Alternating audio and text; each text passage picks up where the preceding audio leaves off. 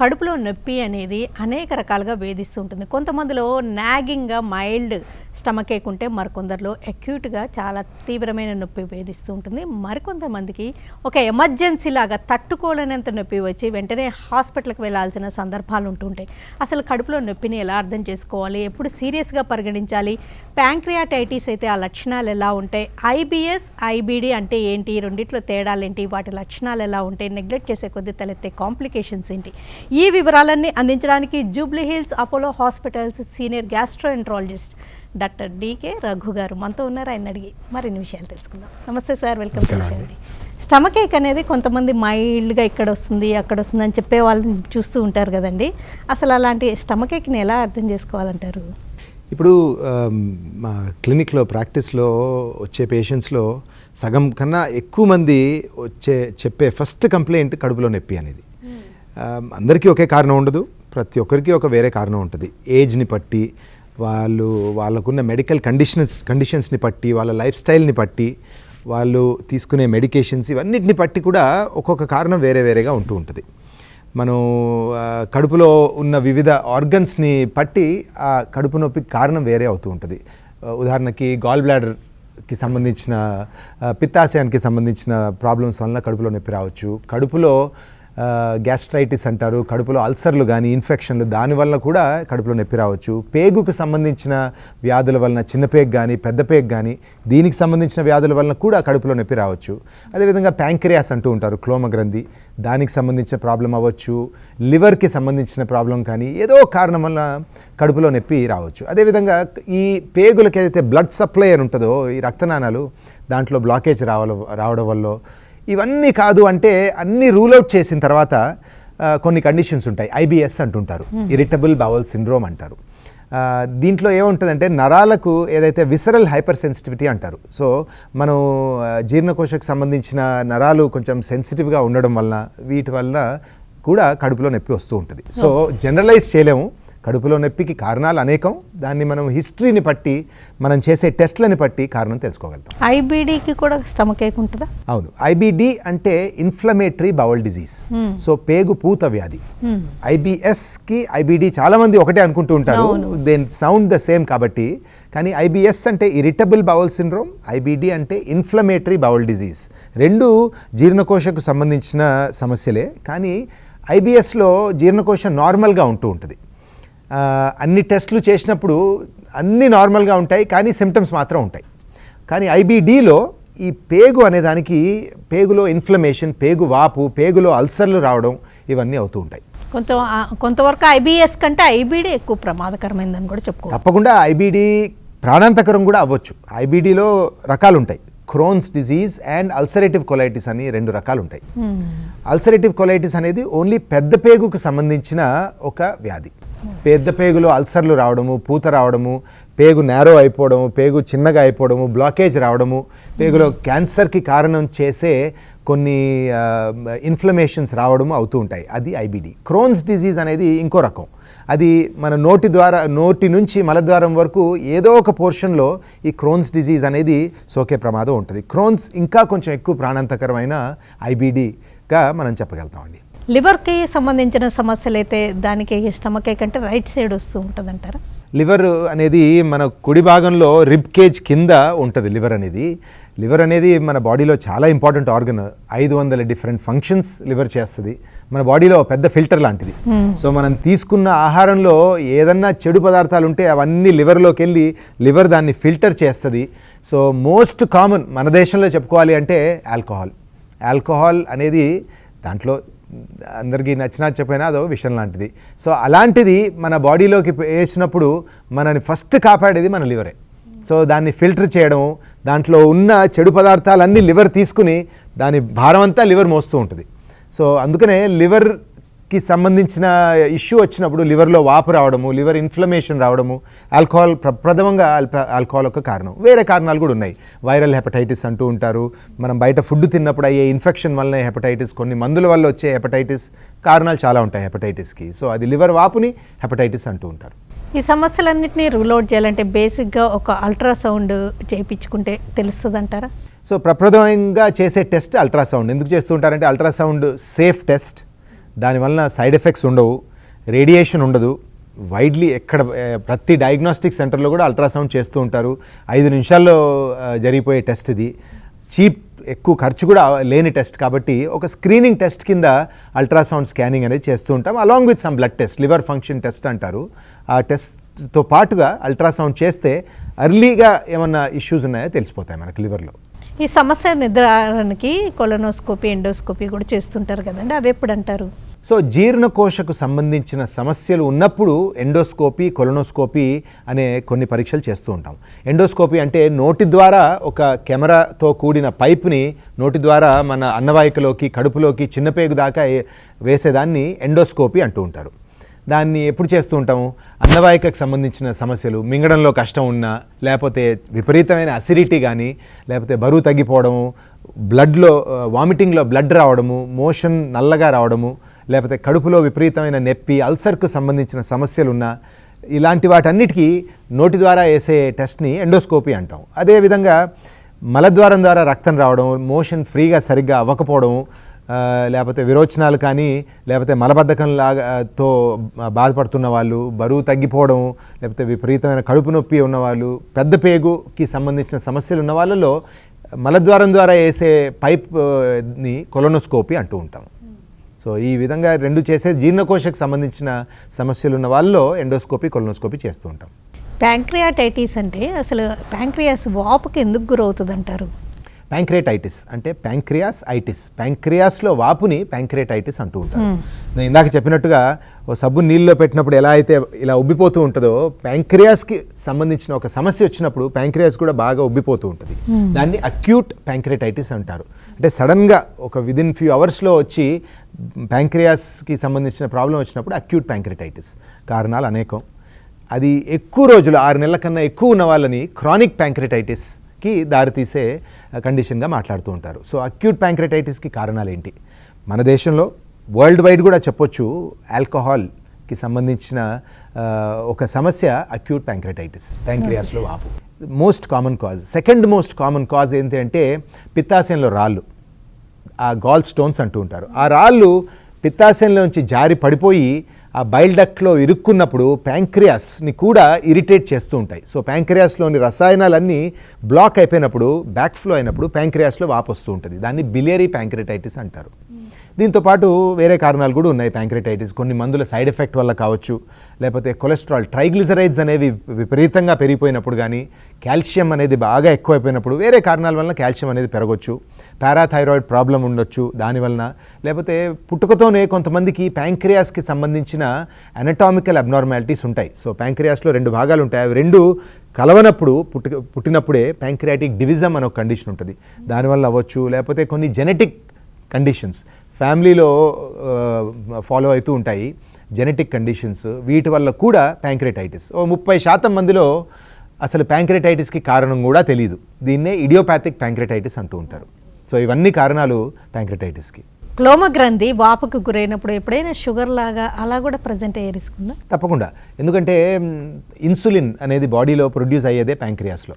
So ఇన్సులిన్తో పాటు మన జీర్ణాశయానికి సంబంధించిన ఫ్యాట్ డైజెషన్, ప్రోటీన్, ఇవన్నిటికీ డైజెషన్కి కావాల్సిన రసాయనాలు కూడా ప్యాంక్రియాస్లోనే ఫామ్ అవుతూ ఉంటాయి.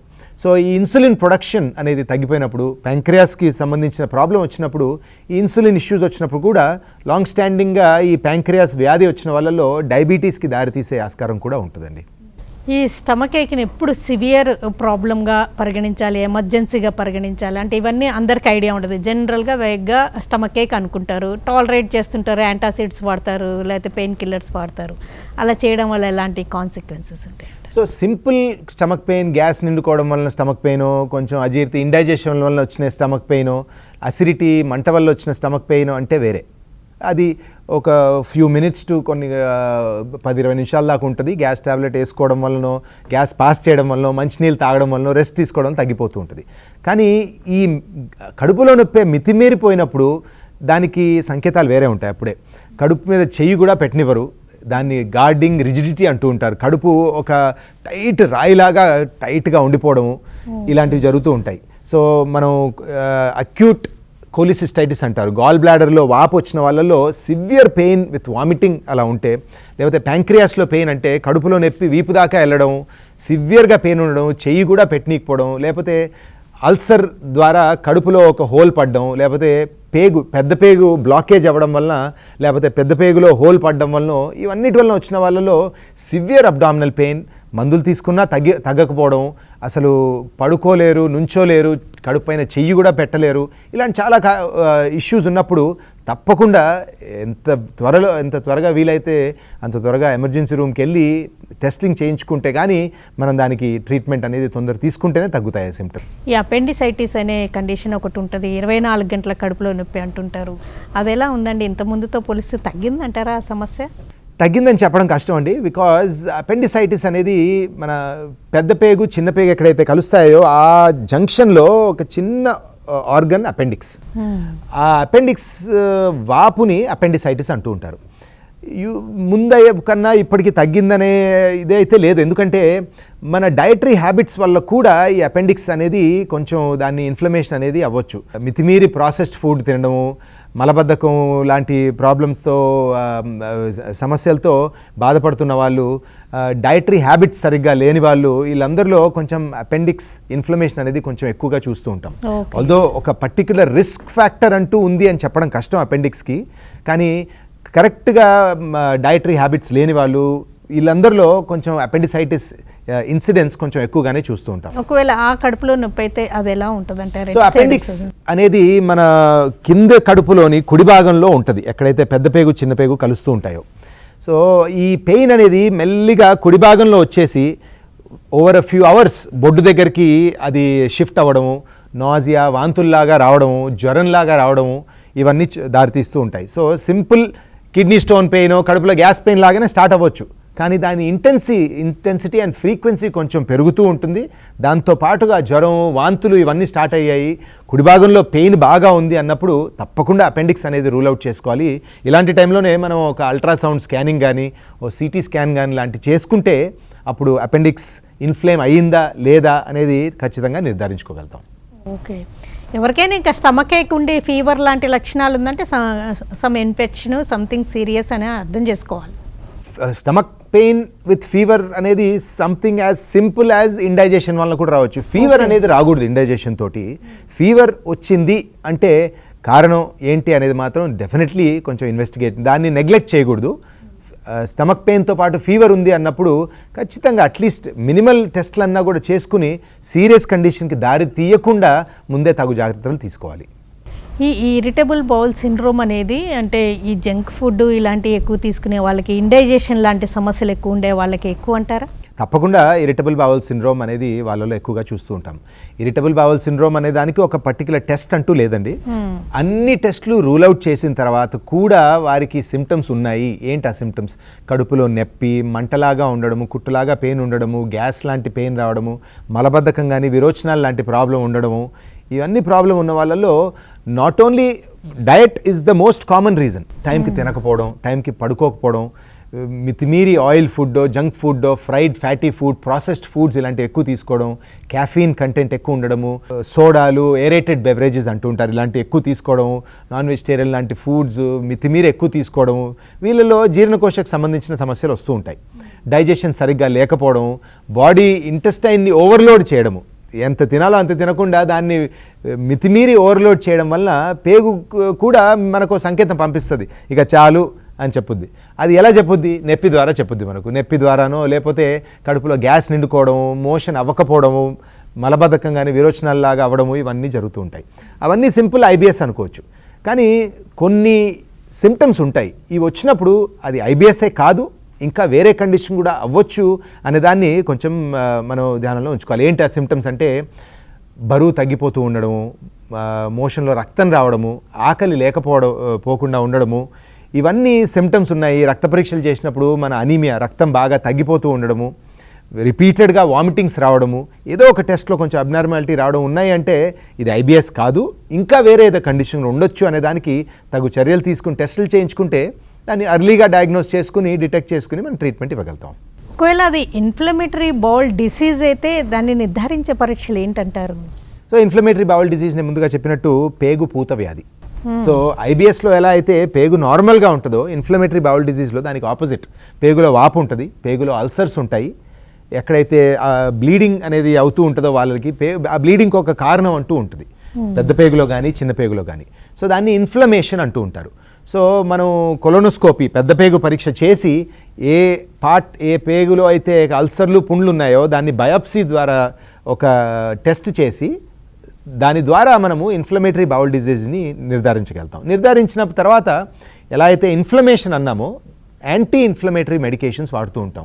ఆ ఇన్ఫ్లమేషన్, ఆ అల్సర్లు, పేగులో ఉన్న పూత తగ్గడానికి మందులు వాడుతూ ఉంటాము. దాని ద్వారా ఆ పేగుపూత వ్యాధిని డెఫినెట్లీ మనం కంట్రోల్ చేయగలుగుతాం. యాక్చువల్లీ ఈ మధ్యకాలంలో ఇంకా చాలా కొత్త మెడికేషన్స్ కూడా వచ్చాయి ఈ ఇన్ఫ్లమేటరీ బౌల్ డిజీజ్ కోసం.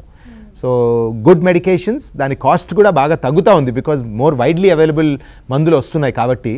సో ముందు కన్నా కూడా ఇప్పుడు మన ఇండియాలో కూడా ఈ ఐబీడీకి వెరీ గుడ్ ట్రీట్మెంట్ అవైలబుల్ ఉంది to completely resolve symptoms of IBD. అంటే ఈ ఐబీడీకి అంటే వాళ్ళ food, spicy food, alcohol, smoking ఇలాంటి ఏమన్నా కారణాలా, లేకపోతే హెలికోబ్యాక్టర్ పైలోరీ అనే ఏదైనా బ్యాక్టీరియా ఏమన్నా కారణమా, ఎలాంటి రీజన్స్? సో ఐబీడీ అనేది ఇది more common, it's a genetic condition ద్వారా వస్తూ ఉంటుంది. ఓకే. ఐబీడీ అనేది మన దేశంలో not that common. More common western వరల్డ్లో బాగా కామన్. జూయిష్ పాపులేషన్లో అష్కినాజీ జూస్ అంటూ ఉంటారు, తెల్లవాళ్ళలో కొంచెం ఎక్కువ దీని ఇన్సిడెన్స్ చూస్తూ ఉంటాం. మన ఇండియాలో ఈ మధ్యకాలంలో కొంచెం దీని ఇన్సిడెన్స్ కొంచెం ఎక్కువగా చూస్తూ ఉన్నాం.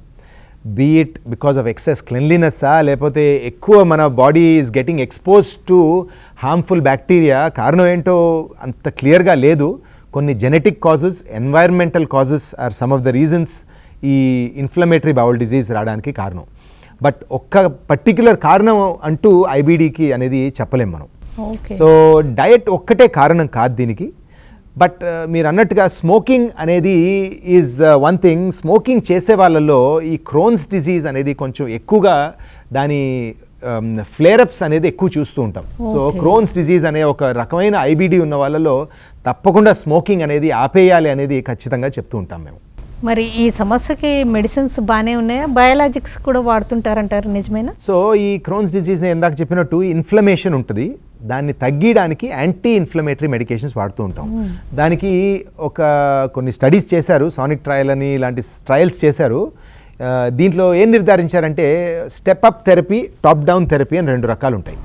స్టెప్ అప్ థెరపీ అంటే స్ట్రాంగ్ మెడికేషన్స్ ఫస్టే స్టార్ట్ చేసి ఆ ఇన్ఫ్లమేషన్ తగ్గించిన తర్వాత వాళ్ళు రెమిషన్లోకి వెళ్ళిన తర్వాత ఆ స్టెప్ అప్ నుంచి ఒక స్టెప్ కిందకి దిగి కొంచెం లెస్ సివియర్ ఉన్న మెడికేషన్ వాడుతూ ఉంటాం. స్టెప్ అప్ థెరపీలో నెంబర్ 1 వచ్చేదే బయోలాజిక్ ఏజెంట్స్. మీరు అన్నట్టుగా బయోలాజిక్ ఏజెంట్స్ అనేవి ఇంజెక్షన్ ద్వారా ఇచ్చే మందులు, కొంచెం కాస్ట్లీ మందులు ఇవి. కొన్ని సైడ్ ఎఫెక్ట్స్ కూడా ఉంటాయి వీటికి, బాడీలో ఇమ్యూనిటీ తగ్గడం, ఇన్ఫెక్షన్ రిస్క్ పెరగడం, కొన్ని లింఫోమాస్ ఇలాంటి రిస్క్ కొంచెం ఉంటాయి వాటితోటి. కానీ ఎక్సలెంట్ పనిచేస్తాయి, చాలా బాగా పనిచేస్తాయి.